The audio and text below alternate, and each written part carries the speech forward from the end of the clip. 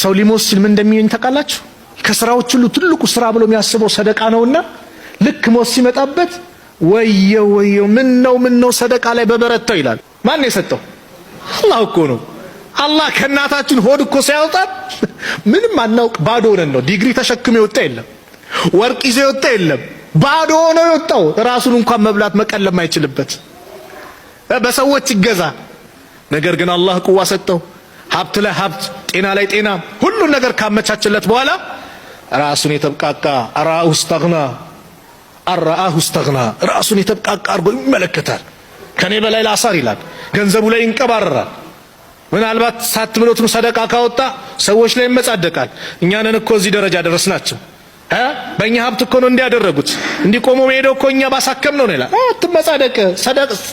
ሰደቃህን ገንዘብህን በዚህ አታበላሽም።